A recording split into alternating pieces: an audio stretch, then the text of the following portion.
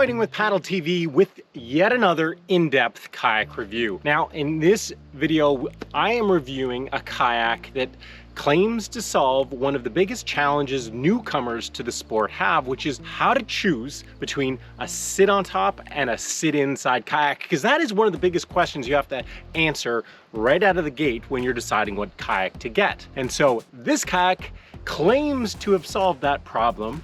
This is the Emotion Cabrio. The Emotion Cabrio retails for $650 US, but you can find it online for under $500 right now. It's 11 feet long, it's 30 inches wide, it weighs 69 pounds or 31 kilos. It has a capacity of 250 pounds or 114 kilos, and its primary use is for sheltered water. Now, its key features include grab handles at either end, a paddle holder on the side of the kayak. It has bungees for strapping down gear on the bow and the stern. It has a padded seat with a backrest. It has footwells for foot support. And most uniquely, it has a removable deck to convert this kayak from a sit inside to a sit on top kayak.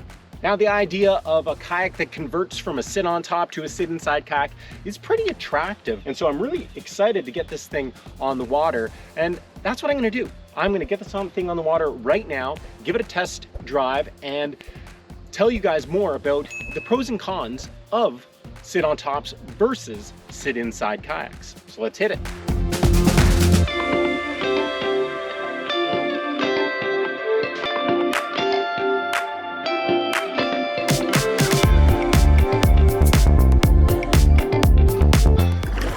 It's warming up.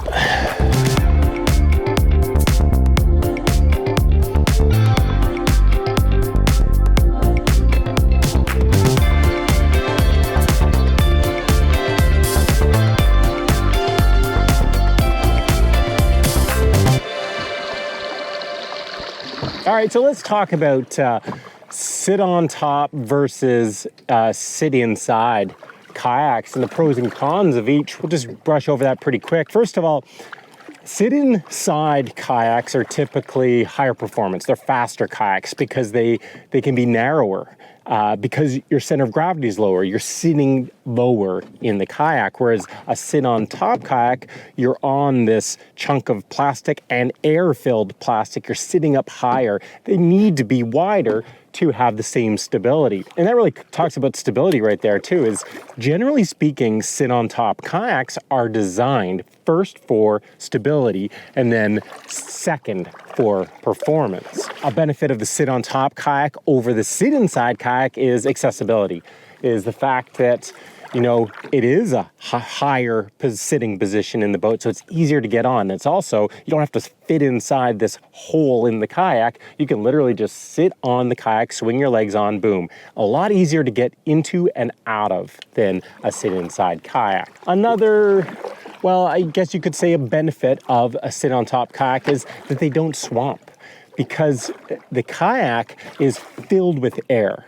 And it doesn't matter if the kayak's upside down or not, it's still filled with air. That makes them, you could say, more safe on the water. And if the water does get on top of them, well, they've got scupper holes to drain that water out. Now, some other benefits of sit on tops or sit inside kayaks is sit inside kayaks, like now I've got in sit inside mode here, my body is much more protected from wind, from the sun, from splashes. So in cooler environments, or actually in really hot environments when you want to keep the sun off you, sit inside kayaks have that benefit, whereas sit on top kayaks, you know, they're wide open. So some people love having them on in hot weather, so they can just hop off the kayak and slide into the water and then climb back on to the boat, which is not nearly as easy in a sit inside kayak. With all those things said, you know, how does this thing measure up as both a sit on top and a sit inside kayak? Let's talk about performance first and stability. You know what? We'll talk about them together because they relate. This boat, it's a compromise. It's not designed to be as stable as a lot of sit-on-top kayaks because it's a little bit narrower than a typical 11-foot sit-on-top kayak. Not a lot, but it's definitely not as stable, but it's still super stable. Don't get me wrong. It's a very stable kayak, but it's not as stable as some kayaks. If stability is of primary importance to you, well, there's more stable kayaks out there for sure. On the flip side, though, is it has better performance than most sit-on-top kayaks of the same class, the 11-foot long sit-on-top kayaks. This thing actually travels through the water decent. It tracks pretty well. It's got a V hull on this thing, so it does track pretty well, but it's just not creating as much drag. Don't get me wrong though, it's still a stable kayak, and it's still not a very fast kayak, but it offers a compromise of those two things. Now let's talk comfort. How comfortable is this kayak? Well, you know, it's pretty comfortable. It's not exceptionally comfortable. If you've watched any of my reviews before, you'll know that I'm a big fan of actual foot pegs, not footwells. And I have the same problem with these footwells. There's a space for your foot every 5-6 inches, and inevitably it's not going to be the ideal spot for you, and that is the case with these. Plus, you don't get the support on the right part of your feet. Once I started actually taking some hard sweeps, my foot just came right off. So it is what it is. I don't like footwells, but that's what this thing has.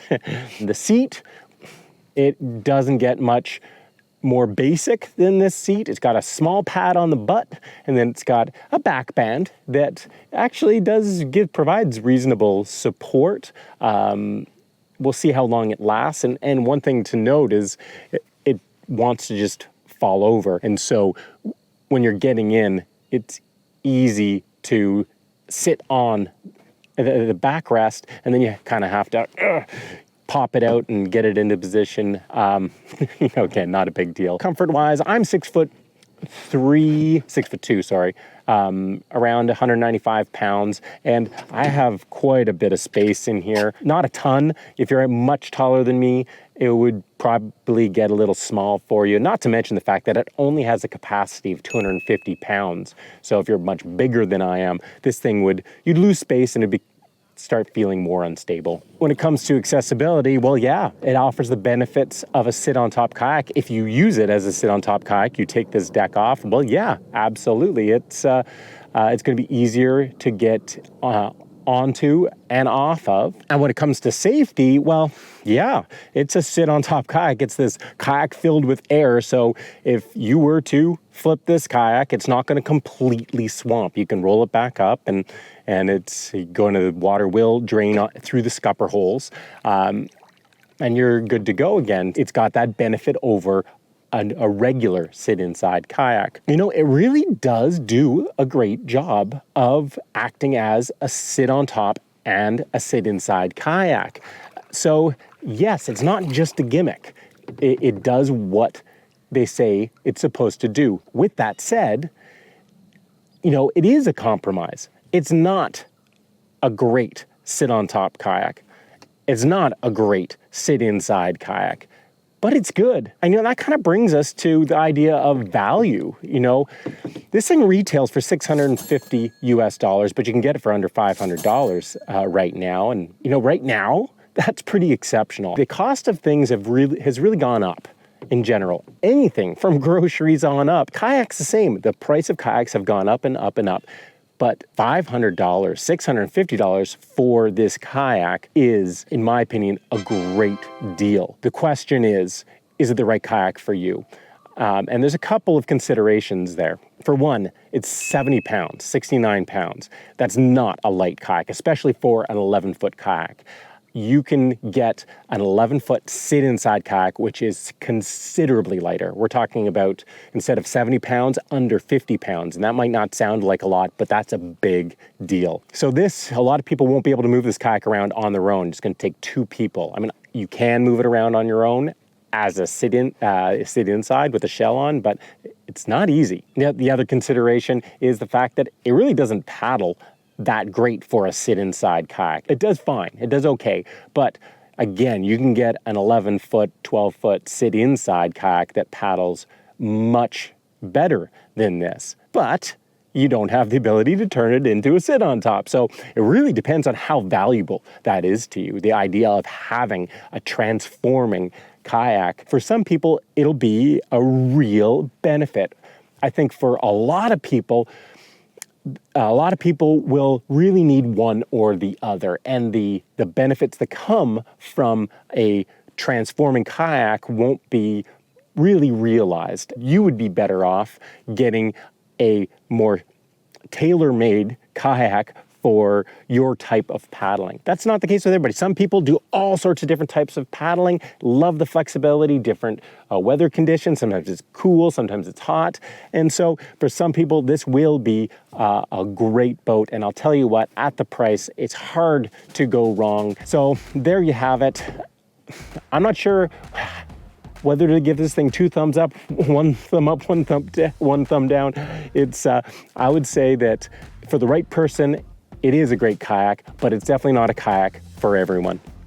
I hope you guys have enjoyed this review video, and we'll see you again for another paddling tip, paddling gear review, or paddling adventure.